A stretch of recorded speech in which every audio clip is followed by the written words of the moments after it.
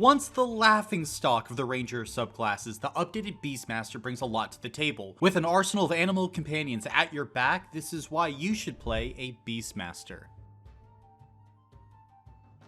The main selling point of this subclass is that you get a pet, a primal companion, and no, we're talking about the updated Beastmaster. The Beastmaster from Tasha's Cauldron of Everything, and not the one at the initial release of 5th edition. Now, why is this updated animal companion so much better than when the subclass was first released? Well, firstly, it's a bonus action to command your beast to attack. It used to be a full action to have your animal companion attack, which was just too much. With this, at lower levels, you're essentially doubling the number of attacks you have on your turn. Needless to say, this is huge, but additionally, if your beast dies, it's an action to revive it with a spell slot, or you can do it after a rest. In the past, you had to tame a new beast, which had so many problems. Imagine you're watching Avatar: The Last Airbender, and every other session, Appa got shot out of the sky with a fireball and died, and Aang had to find a new flying sky bison.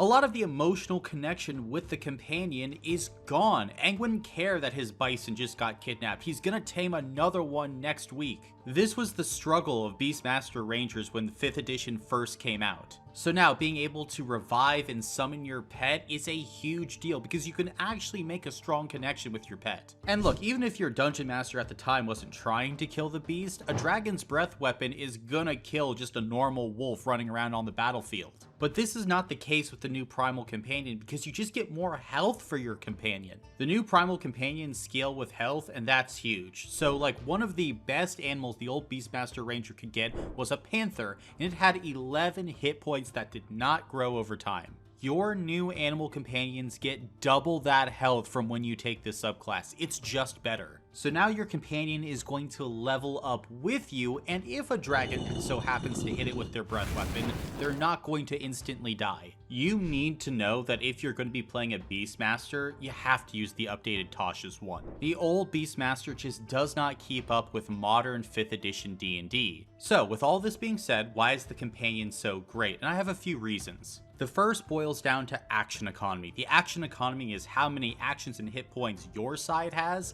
versus the enemy side. Your primal companion gives you more attacks, more hit points, and it really helps to swing battles in your favor. Plus, if you're at a table that uses flanking rules, the primal companion can easily grant advantage to members of the party. I need you to think of your primal companion like this in combat. At 3rd level, you're getting 1 additional attack, you're getting 20 more hit points, and you're getting the ability to flank other enemies in combat for free. That's a great ability, and on top of all this, it provides utility. Your primal companion understands any languages you speak, and you can give the companion commands. So you can command your companion to scout, steal, infiltrate, or anything else you can imagine.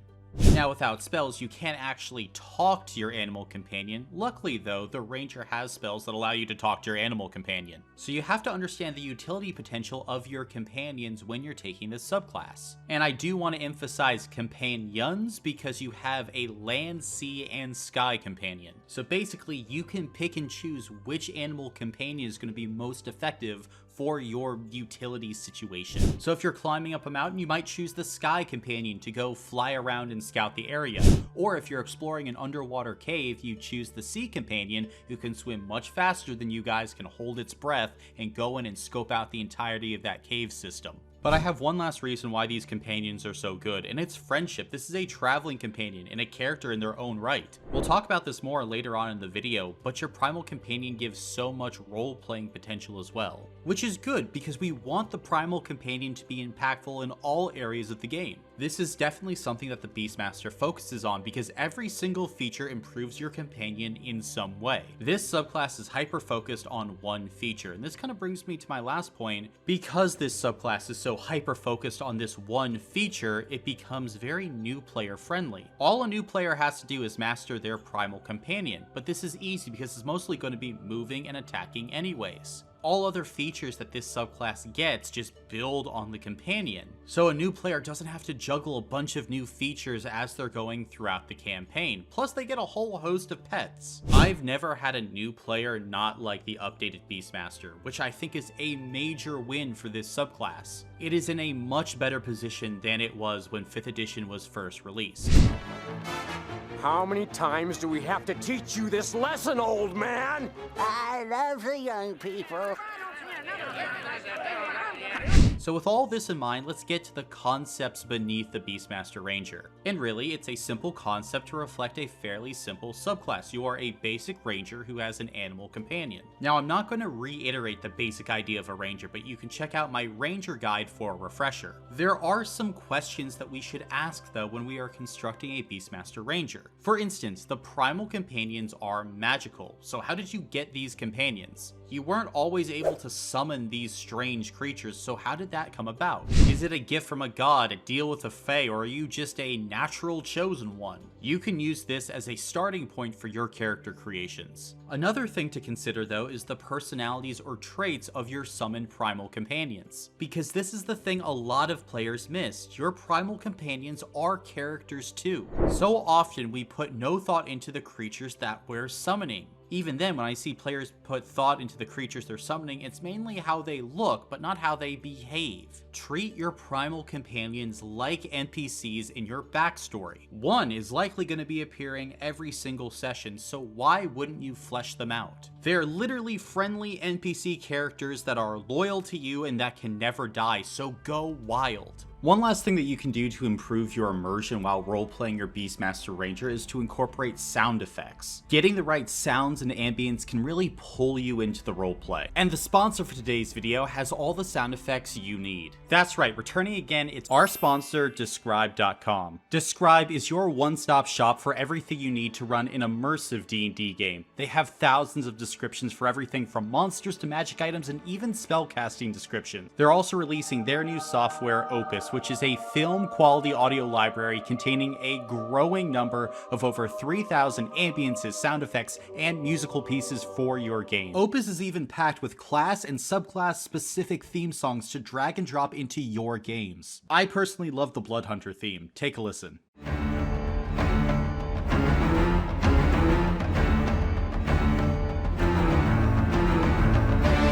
If you click the link in the description and sign up using the code ENTERTHEDUNGEON, you'll get a whole 4 weeks free on any tier you sign up for with Describe. If you want to level up your home game, check out my friends at Describe. Now though, we can transition over to talking about multi-classing options for the Beastmaster, and I think there are 2 great classes to look at, the Cleric and the Rogue. If you go with the Cleric subclass, you can focus on buff spells that power up your companion. Spells like Bless, Shield of Faith, or Sanctuary are all favorites of mine. Bless in particular is fantastic because you get to buff all the other members of your party plus your primal companion and still have your bonus action available to have your companion attack. Now, if you're looking for a subclass for the Cleric, I suggest trying out either the Nature or the Order domains. Nature I like because you're getting Animal Friendship and Speak with Animals for free, plus you're picking up heavy armor and more proficiencies. It also just makes sense for a cohesive character design. However, you could also go with the Order domain Cleric, and the Order domain gives you Voice of Authority, which you can be using on your companion or an ally to get an additional attack every single round. So if you're going to be picking up the Order domain, make sure you pick up the aforementioned Cleric spells so you can get those additional attacks. Seriously though, Order domain Cleric and Beastmaster Ranger are a surprisingly powerful combination, so try it out. However, if Clerics aren't your thing, you can always try and dip into the Rogue class. Why are we choosing the Rogue class? Well, there are many different reasons. The first is you're getting access to expertise, which is always going to make your utility better,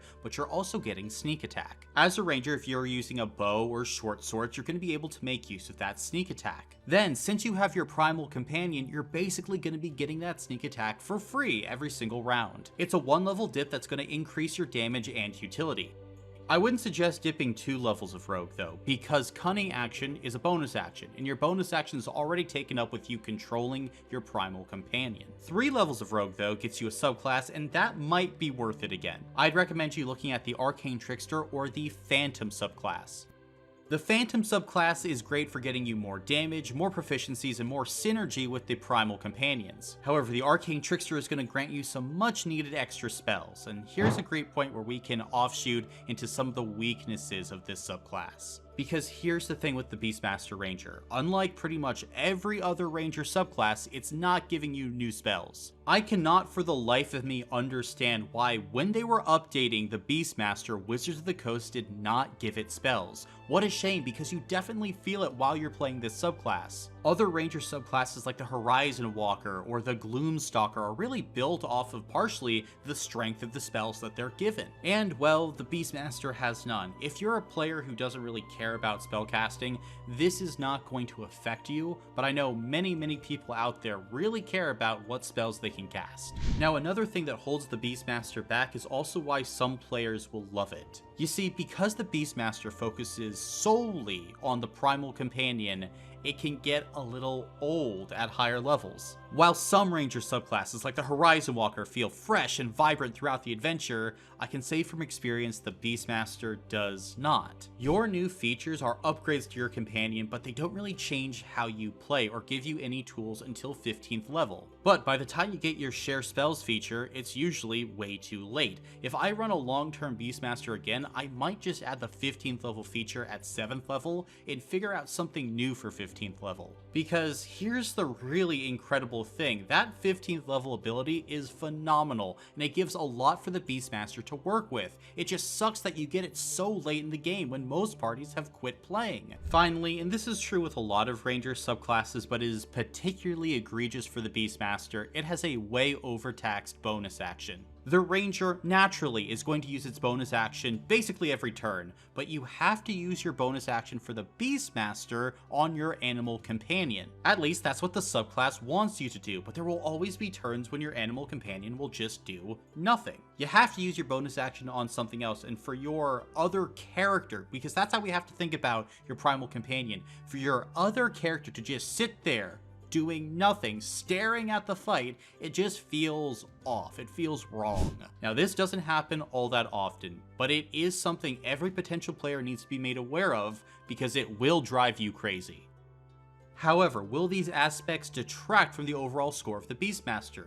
Let's get to the ratings. Same as always, 5 ratings: roleplay, combat, spells, utility, and X Factor. X Factor being what separates this particular subclass from every other ranger subclass, and how does it execute on that vision. Firstly, for roleplay, I'm giving this subclass a 19 out of 20. The overall concept can fit into just about any campaign, and you're getting free NPC characters for your character to interact with every single session. It feels like the Beastmaster is giving you this endless well of creativity to draw from. So for that reason, I'm very comfortable giving it a 19 out of 20. Then for its combat rating, I'm giving it a 17 out of 20. The action economy is king in Dungeons & Dragons 5th edition, and the Beastmaster now is giving you the opportunity to affect it in significant ways. The fact that your primal companions scale appropriately now is huge. A beast of the land that you summon at 10th level is going to give your party an extra 55 hit points. That is a hefty bag of hit points that you can throw into the fray on the front lines, or have it hang back and protect the wizard character in the back line. Now, are your primal companions going to be doing an earth-shattering amount of damage in combat? No, they're not. They are an add-on though that's going to give you consistent chip damage across the entirety of your adventure. However, now we have to move on to the spells category, and I'm not going to give this subclass a 0, I'm going to give it a 5 out of 20. Why am I giving it a 5 out of 20? Well, the Beastmaster basically gives you a better Find Familiar. Your primal companion does many of the same jobs that a familiar would do, just better. So I'm going to give it a little bit of credit for fulfilling that spell casting niche.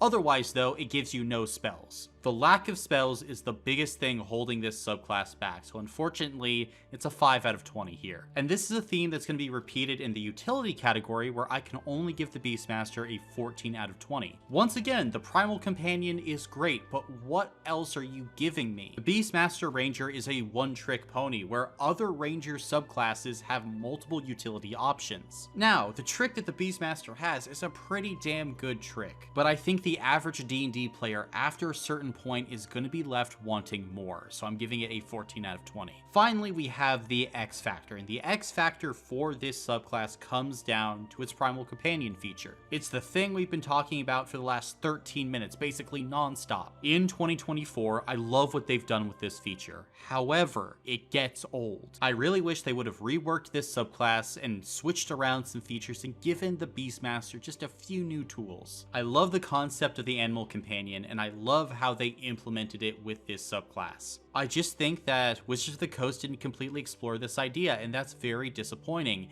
and you feel it as you're playing this subclass. The higher level drop-off is real, and for that reason, I can only give the X factor for the Beastmaster a 15 out of 20. It's still pretty high, but I can't give it full points. This means that the Beastmaster is coming in at a solid 70 out of 100. If you're a new player or you're looking to multi-class, I think the Beastmaster is a fantastic option for you. Bringing tons of roleplay, combat, and utility potential to your campaign, the Beastmaster is now in a much better position compared to where it was just a few years ago. However, perhaps you really want more spells for your ranger, and if that's the case, check out this video right here.